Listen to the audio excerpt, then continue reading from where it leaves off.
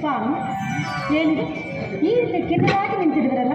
ಅಲ್ಲದೆ ಹೊರಬಾಗಿಲ ದ್ವಾರದಲ್ಲಿ ಏನೋ ಆತ್ಮನಾದರೂ ಕೇಳಿ ಬರುತ್ತಿರುವುದು ನೀವು ಗಮನಿಸಿದರಾ? ಗಮನಿಸಿದರು ಲಕ್ಷ್ಮಿ. ನೀನು ಮೊದಲು ಹೇಳಲಿಲ್ಲವೇ ಕಿನ್ನರಾಗಿರುವರೆಂದು? ನನ್ನ ಅಂತರಂಗದ ಭಾವನೆಯನ್ನು ಹೇಳುವೆನು ಕೇಳು. ನಮ್ಮ ವೈಕುಂಠ ದ್ವಾರಪಾಲಕರಾದ ಜಯ ವಿಜಯರು ನಮ್ಮ ದರ್ಶನಕ್ಕಾಗಿ ಬರುತ್ತಿದ್ದ ಬ್ರಹ್ಮ ಮಾನಸ ಪುತ್ರರಾದ ಶನಕಾದಿ ಮುನಿಗಳನ್ನು ಗರ್ವದಿಂದ ತಡೆದು ದರ್ಶನಕ್ಕೆ ಅಡ್ಡಿ ಮಾಡಿ ಶಾಪಗ್ರಸ್ತರಾಗಿ ಮುಂದಿನ ದಾರಿ ಕಾಣದೆ ನನ್ನನ್ನು ಆಟೈಸಿ ಬರುತ್ತಿರುವರು. ಅವರ ಮುಂದಿನ ಮಾರ್ಗವೇನೆಂದು ಯೋಚಿಸುತ್ತಿರುವನು ದೇವಿ. ಹಾಗಾದರೆ